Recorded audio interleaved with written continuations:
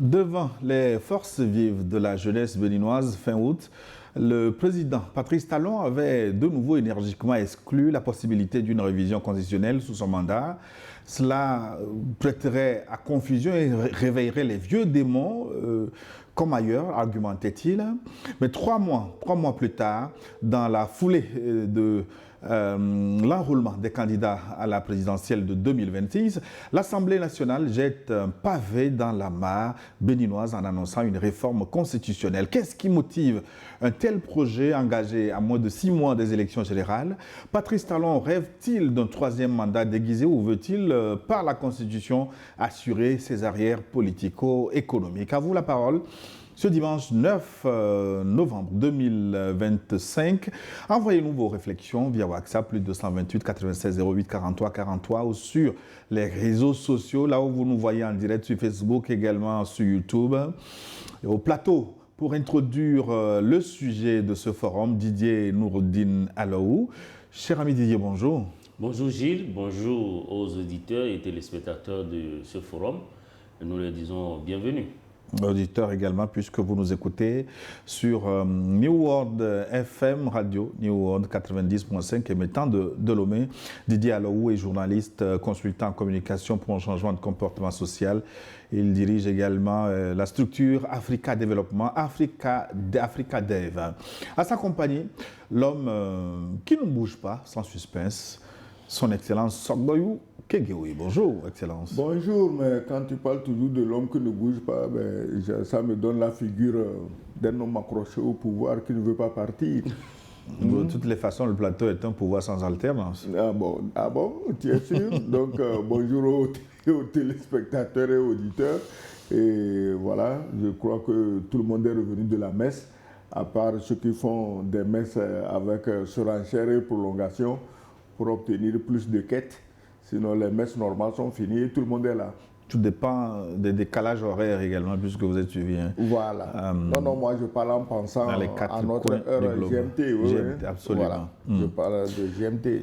Vous êtes journaliste de formation, de profession, ancien ambassadeur notamment du Togo en Allemagne. Tout cela est vrai. Alors, on rentre tout de suite dans le sujet. Quelle est selon vous la nécessité ou l'urgence de cette révision constitutionnelle au Bénin? En quoi le texte actuel est-il obsolète ou insuffisant face aux défis du Bénin d'aujourd'hui?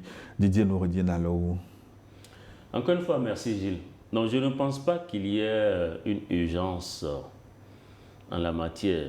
Et beaucoup de spécialistes s'accordent à dire que l'actuelle constitution en vigueur au Bénin n'est pas ridée et qu'elle n'est pas du tout en déphasage avec le contexte politique actuel du Bénin. Donc je pense plus que c'est un acte, c'est une initiative politique qui ne reflète pas trop la réalité sociopolitique actuelle du Bénin, qui nécessiterait un réaménagement technique de cette constitution. La constitution béninoise, elle a fait ses preuves et beaucoup de spécialistes pensent qu'elle peut encore faire du chemin. Donc, du coup, c'est ça qui nous fait penser, évidemment, en tant qu'analyste, qu'il s'agit plus d'une initiative politique. Maintenant, les défenseurs de la révision parlent de rééquilibrage de pouvoir, de sauvegarde des acquis de développement et parlent également de la stabilité politique et d'une meilleure cohésion sociale. Bon, ce sont leurs idées. Maintenant, on verra. Parce que jusqu'à présent, il n'y a pas réellement un test qu'on a vu et qui suggère vraiment les modifications. Il n'y a que des fuites jusqu'à présent. Et à partir de ce moment, il est difficile d'apprécier.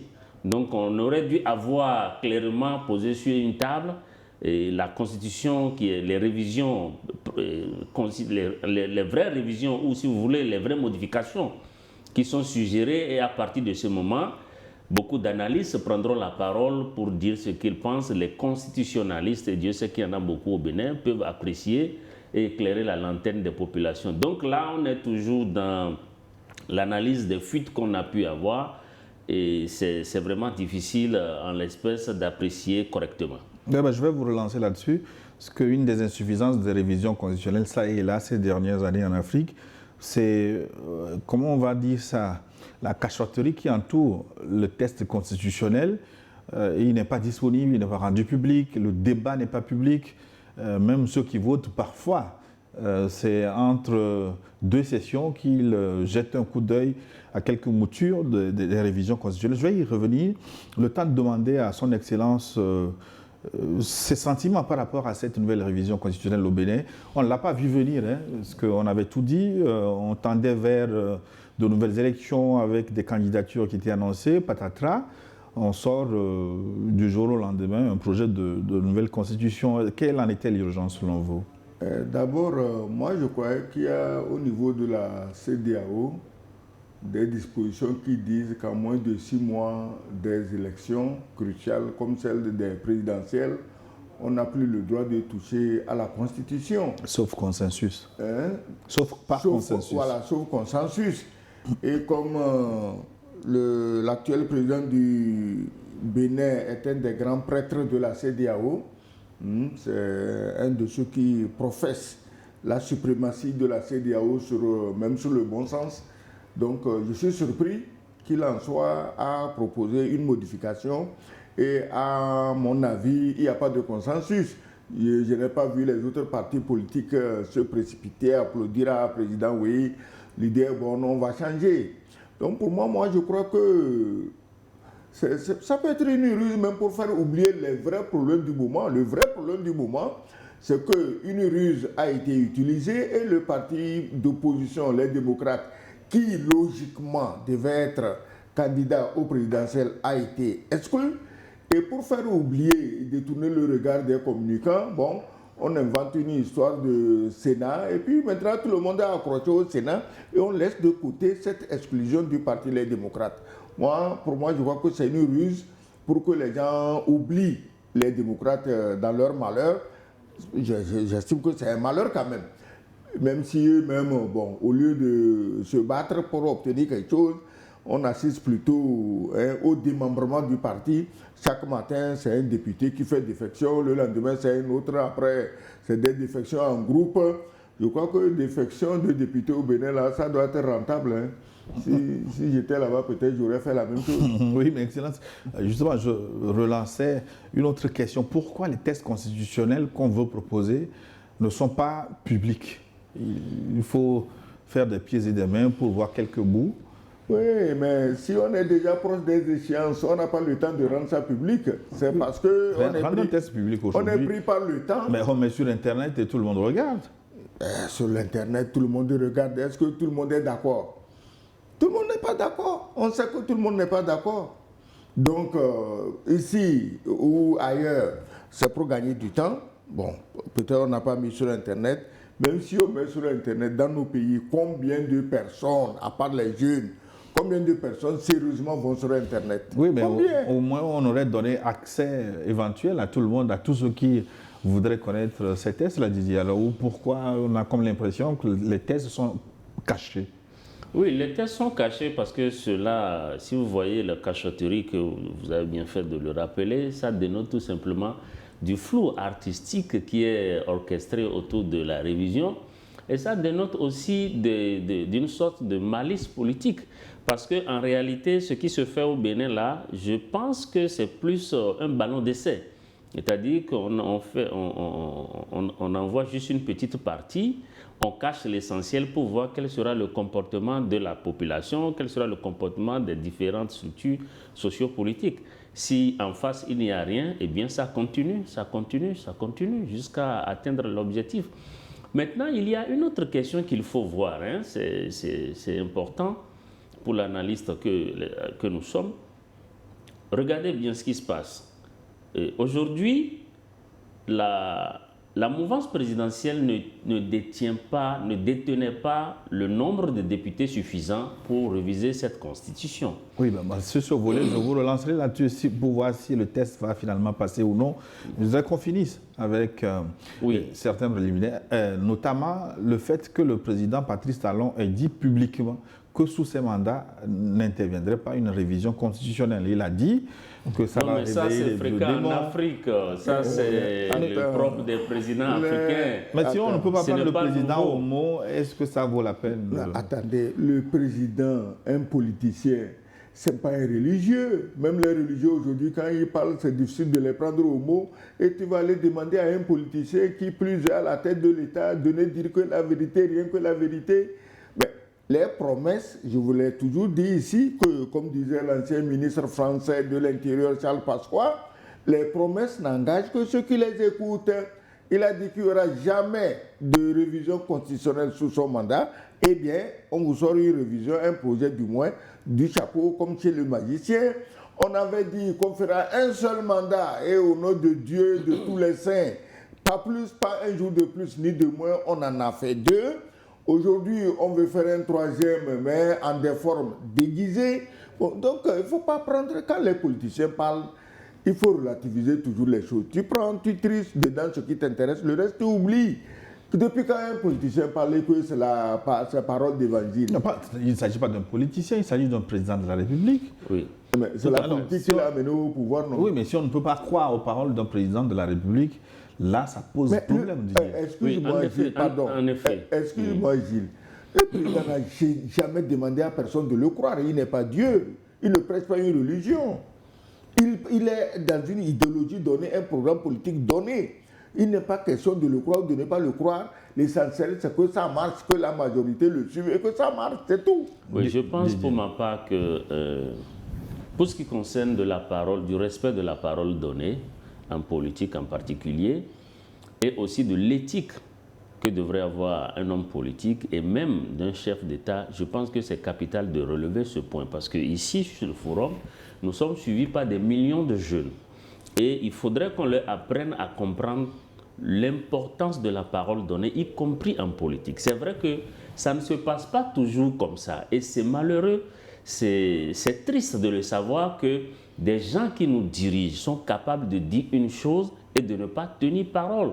Ça ne devrait pas être comme ça. Donc c'est un abus de confiance. C'est un abus de confiance. En principe, quand un président de la République sort pour dire un mot, pour promettre quelque chose à son peuple, il devrait le respecter.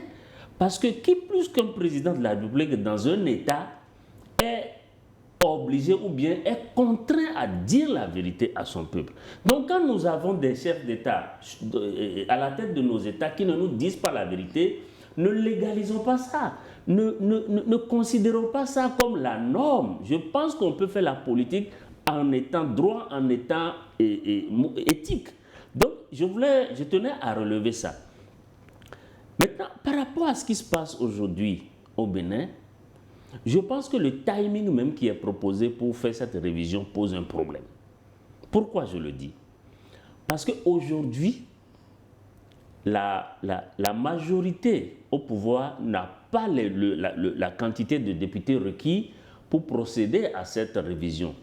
Et il se fait que cette majorité est obligée d'en débaucher dans le rang de l'opposition, comme on a pu l'observer. Mais en l'état actuel, qu'est-ce qui use? Qu'est-ce qui presse? Alors que le prochain Parlement qui va venir là en janvier, il est clair et évident que la majorité aura, le camp présidentiel aura une forte majorité à l'Assemblée. En tout cas, c'est fort probable, puisqu'aujourd'hui, les démocrates sont empêtrés dans des histoires même de justice, tout ça. Mais bon, on ne fera pas la politique fiction. Personne ne sait. Mais en tout cas, l'issue de ces élections. Oui, pour les élections législatives, quand on fait le décompte aujourd'hui, quand on fait le calcul, on fait les prospections, il est sûr qu'à l'état actuel, on va assister à un fort taux d'abstention et que le Parlement risque d'être rempli de députés de la mouvance. Donc, c'est plus facile d'attendre janvier pour faire cette révision sans avoir besoin de débaucher des députés de l'opposition. Mais pourquoi aujourd'hui qu'il n'est pas facile pour eux de faire cette révision? Il faut débaucher à tout prix des députés pour faire passer donc cette révision. Donc ça pose quand même un petit problème. Qu'est-ce qui use? Quel est l'agenda qui est caché derrière ça et qu'on ne dit pas aux populations? Et en plus de ça, le test n'est pas disponible. Le test n'est disponible nulle part. Alors quand on est sûr de faire quelque chose correctement, eh bien on le fait. on montre le test, on suggère les modifications et on attend le timing parfait pour le faire. Donc, le timing et la manière dont il y a un flou qui entoure cette affaire de révision, en tout cas, ça pose problème et ça nous interpelle. Excellence, que dire de ceux qui se font débaucher là? Voilà. Est-ce que c'est de l'opportunisme politique ou de la crapulerie? Parce qu'on ne peut pas se faire élire sur des arguments, sur certaines promesses, et puis bon, en tout cas, au moment venu, on change de veste. Est-ce que ce n'est pas un abus de confiance grave capable? On n'a débauché personne. Au risque de vous décevoir ou de vous choquer, on n'a débauché personne. Parce que moi, j'ai entendu quelque part, je ne dis pas que c'est vrai, ça peut être faux, qu'aux dernières législatives, c'est Olivier Boko, le bras droit de Talon, et Talon lui-même qui se sont assis pour faire la liste des candidats du parti Les Démocrates. Je ne sais pas si c'est vrai, mais j'ai entendu ça. En tout cas, ça va être difficile. Que ceci soit vrai ou non, on se rend compte aujourd'hui que les démocrates, les députés démocrates, c'est un poulailler à la disposition de Talon et quand il veut, il va y prendre 2 ou 3 poules pour son sacrifice personnel et les poules ne refusent pas, elles ne crient pas, elles sont même heureuses de se faire sortir du poulailler pour servir une cause qu'ils sont censés combattre. Donc on ne débouche personne. Les gens même, j'ai l'impression que chaque matin, les gens envoient une lettre à Talon, viens nous acheter, on est là, c'est à vendre. Tu offres combien? Donc Talon s'assied, les gens le sollicitent. Excusez-moi le terme, c'est les traîtres. Parce que même les prochaines législatives dont vous parlez, que le parti au pouvoir aura la majorité, non. Quand vous voyez ce qui se passe aujourd'hui dans le pays, je ne vis pas au Bénin, mais de ce que nous entendons, beaucoup, d'abord pourquoi on a peur et on ne veut pas que les démocrates aient un candidat à la présidentielle, c'est qu'il y a risque que ce candidat gagne.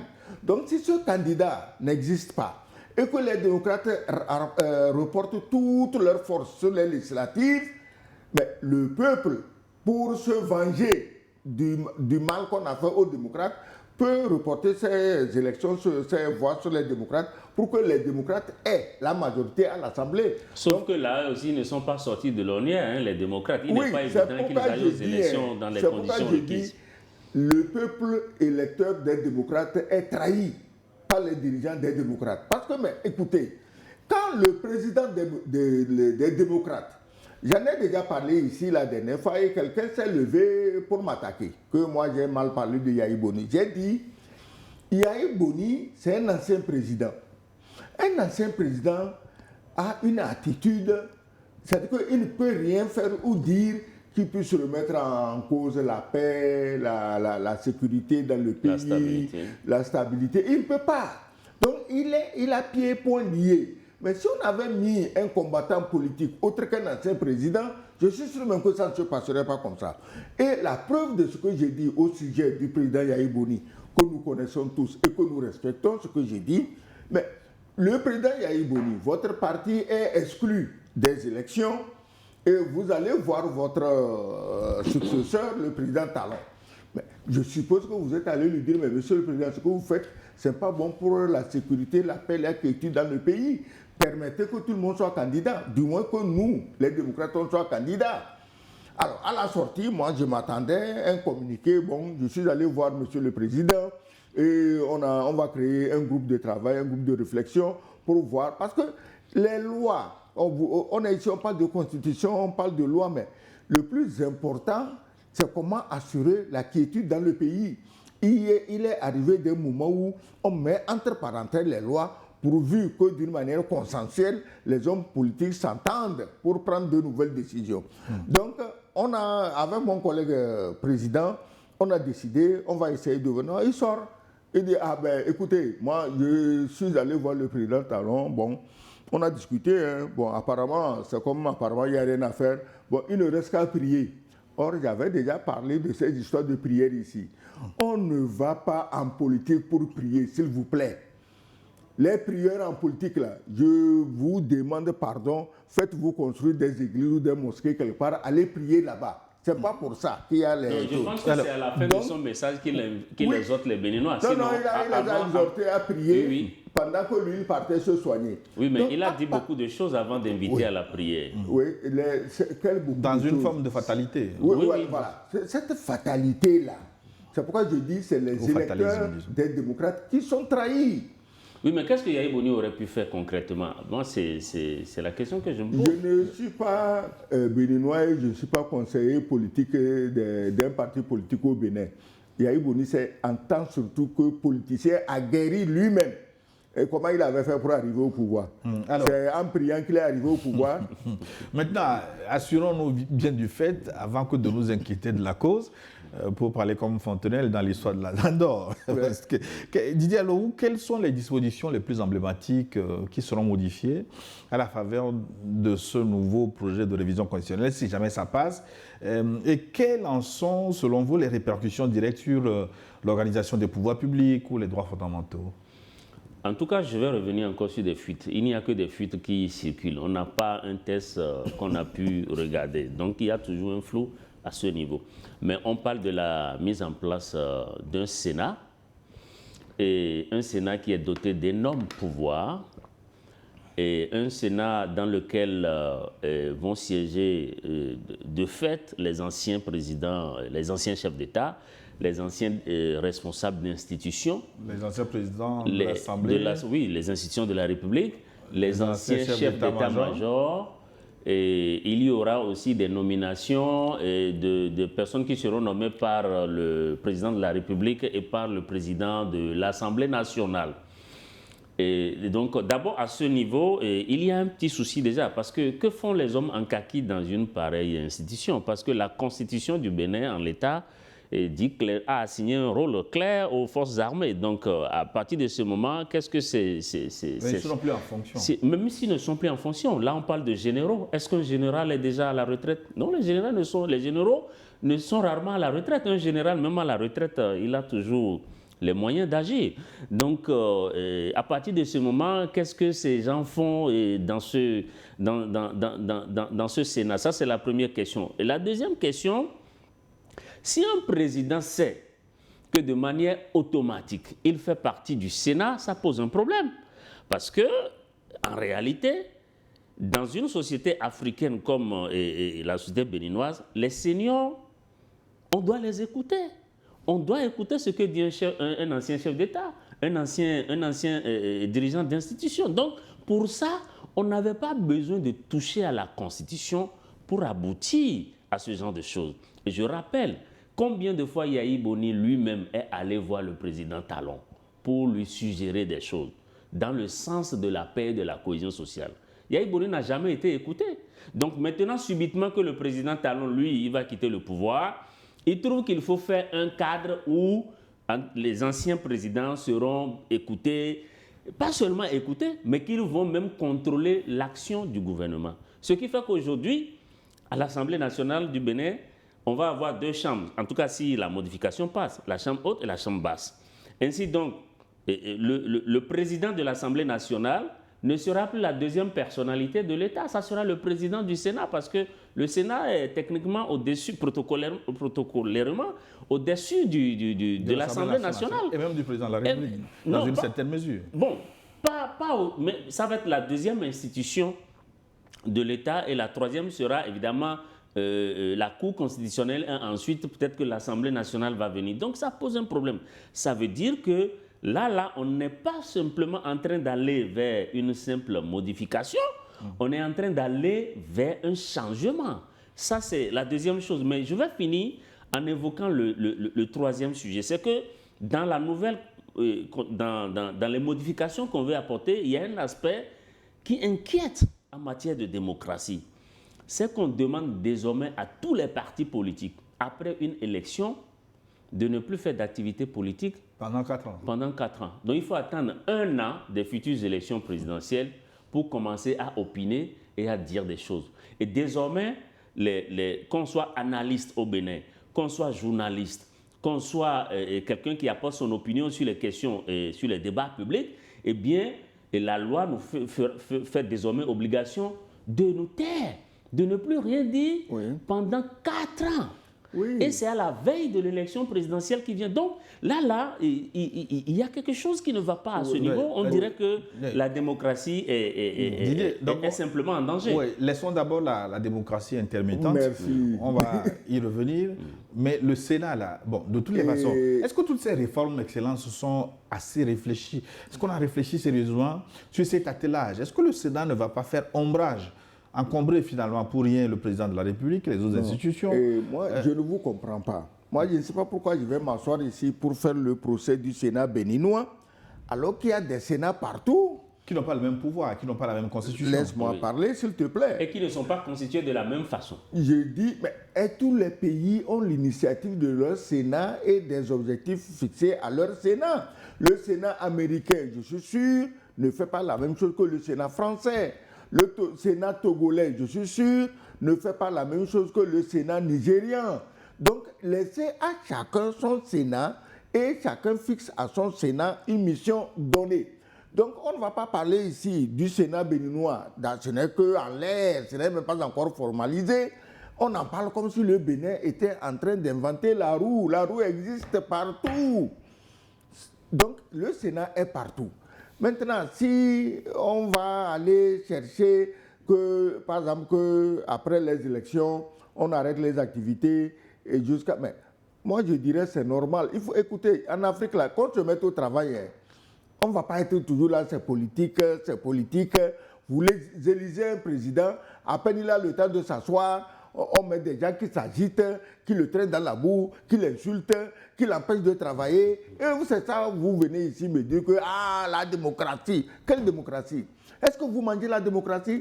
Vous êtes les mêmes. Autant éviter les élections et donc. Non, si c'est ça, ou alors on dit qu'on n'est plus en démocratie et là c'est clair dans tous les esprits. Je vous ai déjà dit ici à vos élections là. Je vous ai déjà dit ici mon opinion. Maintenant vous posez tranquillement la question. Qu'est-ce que les militaires viennent chercher dans l'affaire? Mais c'est les politiciens qui ont toujours fait appel aux militaires. C'est les politiciens. Les militaires n'ont jamais rien demandé. Tous les militaires connaissent disons, la feuille de route de leur existence, de leur travail. Mais c'est les politiciens qui sollicitent les militaires va faire coup d'État, écoutez, nous on va organiser des révoltes, vous allez en profiter pour prendre le pouvoir et dire que vous êtes venus pour sauver la nation. Tout ça, c'est les politiciens qui organisent, ce n'est pas les militaires. Aucun militaire ne s'assied dans sa chambre et dire, bon, demain je vais organiser une marche violente, on va tuer les gens et je vais en profiter pour prendre le pouvoir. Non, c'est les civils politiciens qui ont toutes ces idées méchantes, sanguinaires dans la tête. Sur ce point, je vous rejoins, je suis d'accord. Donc, si les militaires doivent aller au Sénat et les militaires à la retraite, mais qu'ils y aillent. Le Sénat, c'est pour recycler des gens, pour peut-être leur permettre d'améliorer leur quotidien, parce que les retraités, tous ils ne sont pas fortunés. Il y en a qui n'ont rien. Si aller au Sénat lui permet de mieux vivre jusqu'à la fin de ses jours, mais je trouve que c'est une bonne chose. Et si c'est un officier, un général, mais qu'est-ce qu'il a fait de son salaire pendant qu'il était là pendant toutes ces années? Ne viens pas me poser cette question. Si tu étais fonctionnaire comme moi, tu n'allais même pas poser cette question. Si vous transformez les institutions de la République en assurance sociale, en assurance sociale et en mangeoire. Non. Comment mangeoire? Tout le monde est payé. Quelqu'un a fait son travail pendant 30 ans, il a été payé. Il devrait s'organiser. Il ne s'agit pas, et il a des frais de retraite. Ce n'est pas à l'État de venir le prendre en charge encore. Et puis, si c'est même pour ça, on peut créer une assurance sociale spéciale. On n'a pas besoin d'aller faire un Sénat pour ça. On n'a pas dit qu'on va déverser tous les officiers de l'armée dans le Sénat. On n'a pas dit ça. On n'a pas dit ça. On n'a pas dit qu'on va déverser tous les anciens ministres, tous les anciens députés, tous les anciens ambassadeurs, tous les anciens machins dans le Sénat. On n'a pas dit ça. Mais je me dis qu'on va verser au moins les méritants. Alors, donc vous dites que ce n'est pas... Mais vous voyez ce qui se passe dans le monde?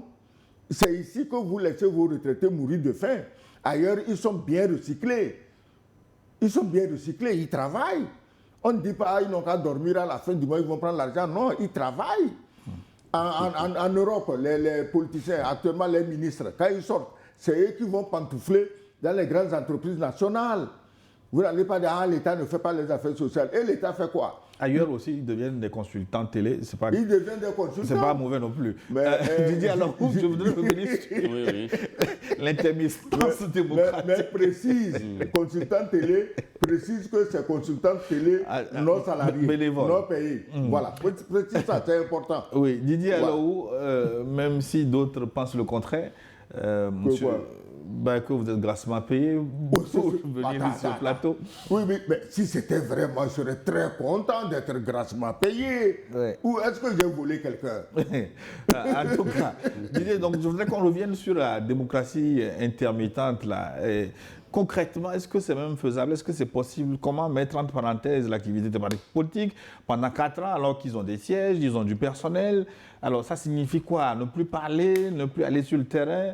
Dans la pratique, cette affaire, est-ce qu'elle ne serait pas dangereuse à appliquer? D'abord, j'aimerais rassurer Monsieur l'ambassadeur que je ne suis pas contre le fait que la République pense aux retraités. Ce n'est pas du tout mon idée. Au contraire, je soutiens que les retraités soient bien payés, bien traités. Tu me rassures. Sauf que pour ça, je voudrais rappeler que son excellence est un retraité aussi. Oui, bien sûr. Non, j'ai compris sa préoccupation. Et j'ai beaucoup de retraités dans ma famille aussi. Merci. Donc, mais peut-être qu'ils sont des retraités milliardaires. Et là, il n'y a pas de problème. Donc, sur ce point, je voudrais lever tout équivoque. Il n'y a vraiment pas de problème à ce niveau. Merci. Mais seulement ce que je dis, pour ça, on peut organiser, on peut venir d'une meilleure manière en aide aux retraités sans créer un Sénat pour ça. Pour répondre à votre question, je pense que c'est essentiellement les défenseurs de la révision qui pourraient, avec clarté, nous donner des détails et nous donner des informations sur ce que ça signifie et qu'est-ce qui est caché derrière tout ça. Parce qu'en réalité, qu'est-ce que ça veut dire? N'oubliez pas que le Bénin a déjà bu dans le marigot de la démocratie depuis 90. Donc, venir comme ça un matin, dire que, bon voilà, moi je suis peut-être pour que le débat politique soit recadré. C'est déjà recadré, c'est déjà le cas. Oui, c'est déjà recadré, mais peut-être davantage recadré et qu'on assiste beaucoup plus à l'émergence de critiques positives et objectives. Bon, à partir de ce moment, je pense que c'est mieux, c'est plus digeste que de venir dire aux gens que pendant 4 ans, vous n'avez plus du tout le droit, et la mesure ne concerne pas uniquement les hommes politiques, elle concerne aussi les hommes de médias, les analystes et peut-être même toute la population. C'est-à-dire que quoi, aujourd'hui, mais qu'est-ce qui garantit aux Béninois que le gouvernement qui sera mis en place va faire rien que des bonnes choses? Donc si le gouvernement est en train de se tromper, ou qu'elle pose des actes, ou qu'elle est même en train de vendre le pays au pire des cas, qu'elle est en train de prendre des mauvaises décisions, est-ce que ça signifie que les gens doivent se taire? Parce que la loi demande de se taire. Je crois qu'en réalité, là, le Bénin, en adoptant une pareille constitution, descend tout droit dans ce que je peux appeler la dictature et la tyrannie des lois. Ouais. Il n'y a pas autre désignation. Est-ce que tu ne vois pas qu'il vaut mieux refuser aux gens de faire des activités plutôt que de les laisser faire, de les guetter et de les envoyer à la criette? Moi, je crois que ceux qui ont pris cette décision, c'est des philosophes, c'est des sages. Non, moi, je ne partage pas ça. Non, ils veulent inviter des malheurs aux gens. Est-ce qu'on n'a pas mis des journalistes en prison actuellement là? On les a mis en prison. Est-ce que mais ceux qui font bien leur travail, ceux qui font bien leur travail, oui, et qui apportent de la critique, qui apportent de la critique constructive, mais eux, ils sont laissés en liberté. Il faut que ça continue. Oui, mais vous ne m'avez pas répondu. Au fond, je veux la démocratie de cette façon. Selon vous, comment vous comprenez cette trêve de 4 ans sans activité, sans vie politique? C'est pour que tout le monde se mette au travail là. Parce que la politique là, ça pollue l'atmosphère dans le pays. Se mettre au travail, ça veut dire quoi? Ça veut dire que ceux qui parlent, est-ce que ça veut dire qu'ils ne travaillent pas? Pour que tout le monde se mette au travail. Ils travaillent où? Pour que tout le monde se mette au travail. Ils travaillent où? En Afrique, l'homme politique est là pour foutre le bordel. Il travaille où? Si en réalité cette mesure vise à une amélioration des conditions de vie, vise à ce que toute la classe politique et toute la population soient concentrées sur le développement, mais c'est bien, ce n'est pas une mauvaise mesure. Oui, c'est ça. Mais quelle est la garantie aujourd'hui que le gouvernement qui sera mis en place, que ce gouvernement ne va faire que des bonnes actions? Qu'est-ce qui démontre qu'en réalité, il n'y aura que de bonnes pratiques? Donc, ça veut dire que quand on voit clairement des effets de la corruption, on ne doit rien dire, on doit se taire. Quand on voit des mauvaises pratiques telles que la brimade des droits de l'homme, etc., s'il y a de la corruption, s'il y a des assassinats, s'il y a de mauvaises choses, ça veut dire qu'on doit se taire. On vous a dit. C'est ce que vous voulez dire. Oui, Didier, on vous a dit clairement. Ça va vous faire mal, mais vous ne pouvez rien. Non, il ne s'agit pas de banaliser ou d'aller. Non, je pense qu'ici nous sommes là pour faire des. On vous a dit ça. Oui. Vous avez banalisé ça. Est dans la caricature. Non, au moment où on vous a dit ça. Mais si vous aviez réagi d'une manière appropriée, aujourd'hui on ne serait pas là où on est. C'est les gens qui ont banalisé ça. Ça va vous faire mal, mais vous ne pouvez rien. Bon. On continue sur la lancée de ça fait mal, mais vous ne pouvez rien. On est dedans. Alors, une dernière question avant de retrouver les téléspectateurs et leurs contributions. Je vois beaucoup de messages déjà, plus 228 96 08 43 43, ou directement sur les réseaux sociaux, là où vous nous voyez en direct, sur Facebook ou sur YouTube. Est-ce que ce projet vise réellement une meilleure stabilité selon vous institutionnelle?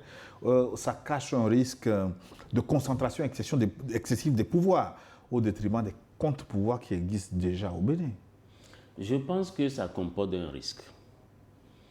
Dans la moindre mesure, ce qui va se passer, c'est que si les réformes ou les modifications qui circulent sur les réseaux sociaux, si vraiment c'est ça qu'on apporte, et puis on se lave les mains, là on aura un Sénat qui est doté de pouvoir et qui peut même punir. Je rappelle que parmi les prérogatives de ce Sénat-là, le Sénat peut réprimander un homme politique qui a mal agi. Le Sénat peut rejeter une loi. Le Sénat peut demander une seconde lecture. Le Sénat peut faire une lecture préalable des lois. Donc ça veut dire que c'est un Sénat qui est vraiment puissant en matière donc, de prérogatives. Donc à partir de ce moment-là, on sent que c'est vraiment un changement qui va s'opérer. Il vaut mieux ne plus parler de modification parce que là, on entre vraiment dans ce qu'on peut appeler déjà le changement. Maintenant, quand c'est fait comme ça, c'est sûr que ça apporte du nouveau dans l'exercice de la démocratie, dans la manière de fonctionner de l'État béninois. Alors, je pense que en réalité, ce Sénat prend l'allure de quelque chose d'autre qui a un objectif qui n'est pas encore dit ou dévoilé à la face de tous les Béninois. Parce qu'en réalité, il y a beaucoup de bruits qui circulent comme quoi le président Talon voudrait prendre la tête de ce Sénat. Bon, si tel est le cas, ça veut dire que le président Talon, il n'est plus président de la République, il devient président de l'Assemblée et maintenant, il contrôle l'action du gouvernement. Bon, qu'est-ce que ça cache? Ça, c'est quand ça se fait dans une moindre mesure. Mais au pire des cas, parce que vous voyez un peu comment les débats se passent à l'Assemblée nationale. Au pire des cas, lors des débats, beaucoup craignent que des députés ne suggèrent, par exemple, que bon, puisque le président Talon a eu un résultat et qu'il a bien travaillé, pourquoi ne pas le laisser continuer? Donc, si on en arrive là, clairement, et qu'ils font tout pour avoir la majorité à l'Assemblée, puisque là, ils sont encore à la recherche d'un député. Les 6 qu'ils ont reçus des démocrates ne suffisent pas. Donc, il faut encore un 7e. Et à partir de ce moment... les démocrates vont leur en donner, ne t'en fais pas. Bon, mais je ne serais pas du tout surpris qu'ils aient le 7e député. Bon, donc quand ils auront la majorité requise pour toucher à la Constitution, qu'est-ce qui prouve qu'ils n'auront pas que cette majorité ne va pas s'écarter? En fait, c'est des risques en réalité. C'est des risques. Quand on ouvre la voie, quand on veut toucher la Constitution, c'est des risques permanents. Oui, parce qu'on ne sait jamais quel est le texte final qui sera adopté et qu'est-ce qu'on n'a pas dit aux gens qui pourraient être adoptés. Oui, il y a un dernier aspect aussi. Quand on touche à la Constitution, souvent, c'est pour faire table rase et donner un 3e mandat.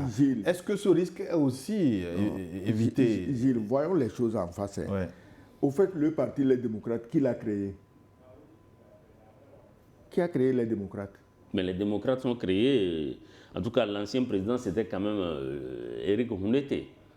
Et qui, voilà. Et après, c'est après que Yahi Boni, parce qu'il cherchait un leader charismatique. Au présidentiel passé, qui devait être candidat des démocrates? Mais Rekiat. Rekia. Rekia devait être candidat des démocrates. Et qu'elle n'a pas obtenu le parrainage nécessaire. Voilà. Maintenant, aujourd'hui, il y a encore présidentiel. Vous, les démocrates, vous vous levez, vous vous agitez, alors que votre candidat des élections passées est en prison. Ils ont fait quoi pour ça? Et quand je parle, vous dites que je fais la caricature. Non, que voulez-vous dire? Non, mais je ne peux pas être dans un parti qui veut aller aux élections présidentielles alors que l'ancien candidat à la présidence de ce parti est en prison quand même.